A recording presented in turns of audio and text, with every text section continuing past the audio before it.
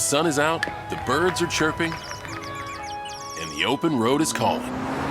Bring on the spring at the Honda Spring Event and take that road trip you've been dreaming of. Now's the time to check out the Honda Civic and HR-V from Honda, the 2025 Kelley Blue Book's KBB.com Best Value Brand.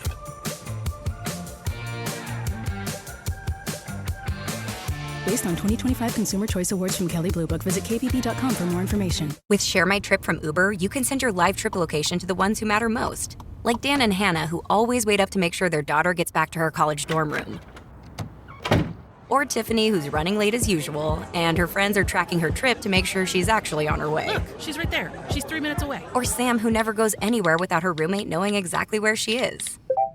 Some journeys are meant to be shared. Share your ride in real time with Share My Trip on Uber. One more way Uber is putting safety at every turn. Learn more on the Uber app.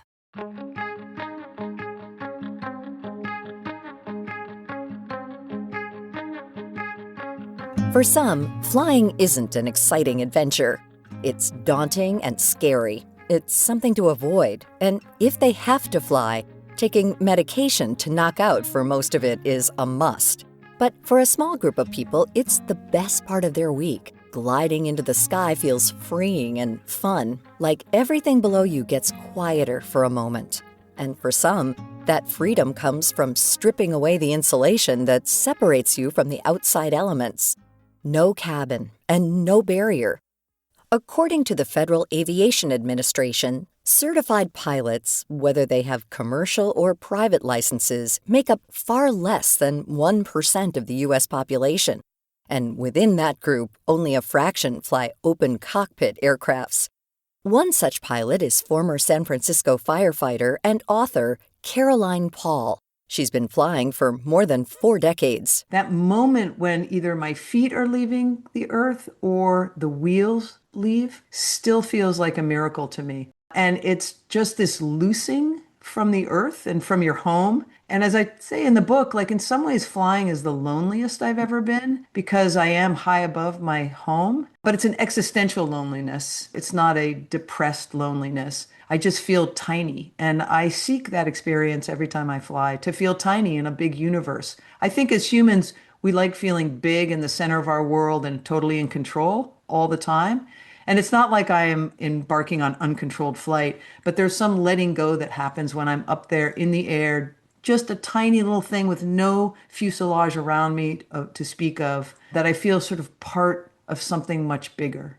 And we lack that, I think, these days. Paul writes about her adventures in the air in her new book, Why Fly? Seeking Awe, Healing, and Our True Selves in the Sky. Her interest in adventure started as a child, but growing up in the 60s and 70s, there were few female pilots to look up to outside of Amelia Earhart. At the time, aviation and piloting still felt like a space where women were the exception and not the norm. Despite this, she followed in Earhart's footsteps and started taking aviator lessons in a 2-seater Cessna. But I quickly became bored with Cessnas. It sort of felt, for me at least, like flying in a soup can. And so I quickly went to more experimental open craft like paragliders, which look like, sort of fly more like hang gliders. You jump off cliffs and soar. And then I went to hang gliders with motors. And finally, at 58, I started flying an aircraft that I became obsessed with called a gyrocopter. When I first saw one, I thought, that doesn't fly. I think of it as if a praying mantis insect mated with a go-kart. It's like a tiny helicopter with a seat underneath it, in my case, 2 seats, and mine is open cockpit. So really there's very little holding you up there except a rotor blade, a motor and a propeller, and a seatbelt. Paul says she used to love the slow, open flight of hang gliders. But as weather patterns shifted and turbulence became harder to predict, she started looking for something more stable, but that didn't lose that open-air feel.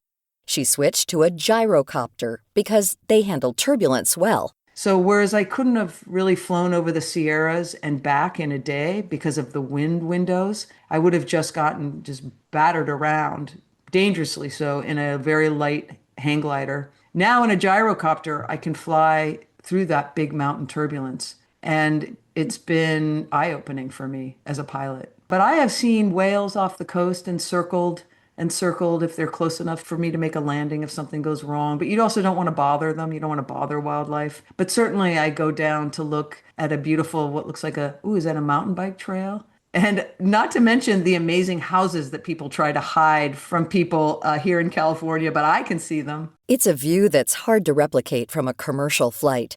It's lower, slower, and far more immersive. Gyrocopters come with an open or enclosed cockpit, depending on the make and model, and with 1 or 2 seats. Paul's aircraft holds about 20 gallons of fuel and burns roughly 3.5 gallons per hour, cruising at around 70 miles per hour. I always land after an hour and a half or so because you're so buffeted by the wind and the sun, and, just the landscape itself can just be sort of neural blowing. It just blows out your brain a little. So I like to land at little airports and, first of all, refuel or just get out and kick the dirt. And often pilots come out of their hangars and say, "Oh, hi, I've heard of one of those, but I've never seen them." And then we go into a little pilot talk about the adventures we've had and the terrible air up there. And they go, "Good luck." And I go, "Good luck." And off I go again. And I love those tiny conversations because really, as I say in the book, pilots might not say a lot. They sort of walk around with their hands on their chins, looking at your aircraft, asking about, fuel burn, etc. But really what they're saying is, wow, isn't it cool to be in the sky? When Paul was learning to fly a gyrocopter, she says very few flying instructors existed at the time. She had to travel to Arizona and Texas to find lessons.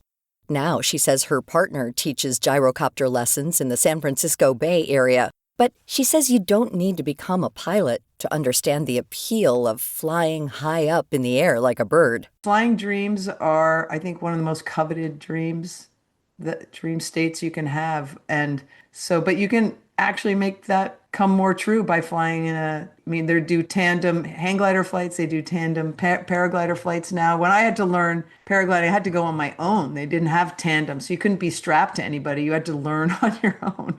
There'd be an instructor yelling at you from the ground, and trying to hold on to you so that you didn't fly too far away. But now they have tandem, everything. And so it's an incredible experience, even just once. Honestly, I think it's transformative just once. You don't have to actually be a pilot just to experience that open cockpit feeling. When Paul was in her 20s, she sought that adrenaline rush and sense of danger.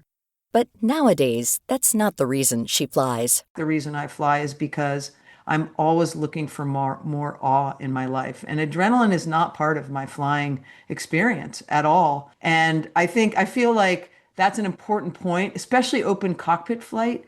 Just immerses you in awe. I think we should all be seeking awe, and it can be hard to get yourself in an awe-filled state at times. But when you get into a gyrocopter and go above the beautiful scenery, mountains or ocean of Northern California, you are just thrust into awe. And awe is really good for us. So that's the big reason I fly these days. People ask me all the time, why? This is what the book asks, why fly? And one of the reasons is because you will find the deepest awe you have ever felt if you fly an open cockpit plane like I do. At a time when travel is hectic, stressful, and mostly about getting somewhere, open flight shifts the focus back to what it feels like along the way. To learn more about this topic and our guest, check out Caroline Paul's book, Why Fly? Seeking Awe, Healing, and Our True Selves in the Sky, now available in select bookstores and online. You can also learn more by visiting our website at viewpointsradio.org. For more behind the scenes and to support our show, follow us at Viewpoints Radio on Instagram, X, and Facebook. This story was written and produced by Polly Hansen. Our executive producer is Amira Zaveri. Our studio manager is Jay Silvers. I'm Marty Peterson. Listen, we've seen what's out there for patio furniture, and what you've been paying is outrageous. But that was last season before you ditched the specialty stores and started saving more at HomeSense. Now you're listening to this while under a designer umbrella on a luxurious teak lounge chair, because it's easy to relax when you refuse to settle on style, on price, on outdoor pieces that will actually outlast the season. HomeSense, the home of no compromise, part of the home goods family. The sun is out, the birds are chirping, and the open road is calling. Bring on the spring at the Honda Spring Event and take that road trip you've been dreaming of. Now's the time to check out the Honda Civic and HR-V from Honda, the 2025 Kelley Blue Book's KBB.com Best Value Brand.